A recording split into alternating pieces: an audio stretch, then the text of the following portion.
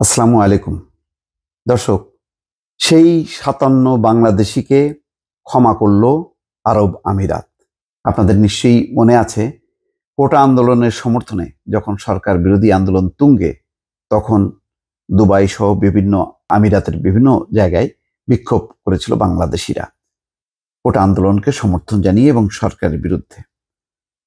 সেটি ছিল একেবারেই স্বতঃস্ফূর্ত, একেবারে শেষ ভাগে। তার জেরে আটক করা হয়েছিল, ধরপাকড় করা হয়েছিল ৫৭ জনকে, বিভিন্ন মেয়াদে দণ্ডিত করা হয়েছিল আমিরাতে। আপনারা জানেন যে আমিরাতে যে কোনো রকম সভা সমাবেশ একেবারেই নিষিদ্ধ, কিন্তু সেটা উপেক্ষা করে একেবারে বিজয়ের উল্লাসে অথবা চূড়ান্ত সময় এই বাংলাদেশিরা, তারা জেনে অথবা না জেনে, বাংলাদেশের মানুষের স্বতঃস্ফূর্ত আন্দোলনকে তারা সমর্থন জানিয়ে সেখানে মিছিল করেছিল, সমাবেশ করেছিল। পরে তাদেরকে বিভিন্ন মেয়াদে যখন কারাদণ্ডে দণ্ডিত করা হয়েছিল, তখন বাংলাদেশের মানুষ নিঃসন্দেহে কষ্ট পেয়েছিল এবং সারা দেশে এটি একটা সবাই বেশ দুঃখ পেয়েছিলেন। আজকে দেখেন খুব নাটকীয়ভাবে তাদেরকে আমিরাতের প্রেসিডেন্ট মোহাম্মদ বিন জায়েদ আল নাহিয়ান ক্ষমা করেছেন। এই ক্ষমার পেছনের রহস্যটা কি আপনারা জানেন? ৫ দিন আগে ২৯শে আগস্ট আমিরাতের প্রেসিডেন্ট নিজে ফোন করেছিলেন ডক্টর ইউনূসকে। খেয়াল করেন, আমিরাতের প্রেসিডেন্ট নিজে ডক্টর ইউনূসকে ফোন করে শুভেচ্ছা জানিয়েছিলেন এবং বলেছিলেন যে আমিরাত বাংলাদেশের যে কোনো উন্নয়নে সহযোগিতা করবে, একেবারে তার পক্ষ থেকে যা যা করার দরকার এই সরকারকে সহযোগিতা করতে বা তার কার্যক্রম পরিচালনা করার জন্য। তখনই কিন্তু আমি ধারণা করেছিলাম যে একটা নাটকীয় ঘোষণা আসবে। দেখেন, কোনো আওয়াজ নেই। আজকে সম্পাদকদের সঙ্গে বৈঠক করে তিনি জানিয়ে দিলেন, ডক্টর ইউনূস, যে সেই ৫৭ বাংলাদেশিকে ক্ষমা করা হয়েছে এবং তারা দেশে ফেরত আসবেন। এখানে কোনো উপায় নেই, যেহেতু বড় ধরনের আইনের লঙ্ঘন করেছে, ফলে তারা আবার সেখানেই থাকবেন, সেটি কোনো উপায় নেই। কিন্তু তাদেরকে কারামুক্ত করা হয়েছে এবং তারা দেশে ফিরে আসতে পারবেন। এই সুযোগটি, এটা একটা অনেক বড় একটা সুযোগ বলা যায় এবং এটা নজিরবিহীন। এই কারণে যে দণ্ডিত হবার পর এবং আরব দেশগুলোতে, বিশেষ করে সংযুক্ত আরব আমিরাতে, তাদের আইন কানুন এত বেশি কঠোর যে তারা কোনোভাবেই ক্ষমা, এই জিনিসটা তাদের অভিধানে নেই। কিন্তু ডক্টর ইউনূসের কল্যাণে আমিরাতের প্রেসিডেন্ট সেটি করলেন। তাহলে বুঝতে পারছেন যে ডক্টর ইউনূসের প্রভাব কি পরিমাণ সারা বিশ্বে, যে ডক্টর ইউনূসকে ফোন করে কিন্তু রিকোয়েস্ট করতে হয়নি যে তাদেরকে একটু ক্ষমা করে দেন।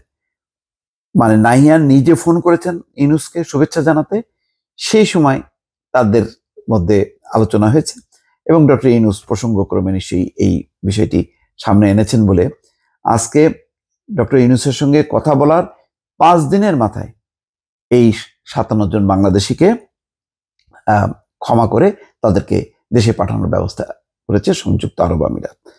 এখানে প্রধান উপদেষ্টা আজকে নিজেই এই কথাটি বলছেন সম্পাদকদের কাছে, যে সংযুক্ত আরব আমিরাতের ফেডারেল আদালতে দোষী সাব্যস্ত হওয়া ৫৭ বাংলাদেশিকে আজ আরব আমিরাতের প্রেসিডেন্ট মোহাম্মদ বিন জায়েদ আল নাহিয়ান ক্ষমা করেছেন।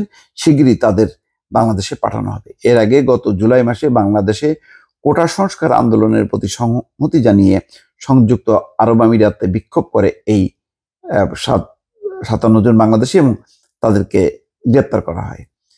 তো আন্দোলনের প্রতি সংহতি জানিয়ে গত ১৯শে জুলাই সংযুক্ত আরব আমিরাতের প্রবাসী বাংলাদেশিরা ওই বিক্ষোভ করেন। গত ১৯শে জুলাইয়ের ঘটনা। পরে আবুধাবির ফেডারেল কোর্ট অব আপিল ৫৭ জন বাংলাদেশিকে বিভিন্ন মেয়াদে কারাদণ্ড দেন। তাদের মধ্যে ৩ জনকে যাবজ্জীবন, খেয়াল করেন, ৩ জনকে যাবজ্জীবন এবং ৫৩ জনকে ১০ বছর এবং বাকি একজনকে 11 বছরের কারাদণ্ড দেওয়া হয়েছিল। আজকে মানে যাবজ্জীবন আছে 3 জন, 53 জন 10 বছর এবং একজন 11 বছর। তার মানে জীবনটা কিন্তু তাদের শেষ হয়ে যেত। আজকে বাংলাদেশের এমন একজন অন্তর্বর্তী সরকারের প্রধান নিযুক্ত হলেন ডক্টর ইউনূস। তার এতই প্রভাব, তার প্রতি এতই বিশ্বের রাষ্ট্রনেতাদের সম্মান যে ডক্টর ইউনূসকে অনুরোধ করতে হয়নি। আমিরাতের প্রেসিডেন্ট নিজে ফোন করে যখন কি শুভেচ্ছা জানিয়েছেন, তখন ইউনূস বিষয়টি উত্থাপন করেছেন এবং দেখেন সাথে সাথেই এটি মঞ্জুর হয়েছে। কোনো তদবির করা লাগেনি, কোনো রিকোয়েস্ট করতে হয়নি, কোনো আইনি লড়াই লাগেনি, মুখে মুখে কাজ হয়ে গেছে। এবং এই জন্য ডক্টর ইউনূস ফোন করেননি, তিনি নিজে ফোন করেছেন।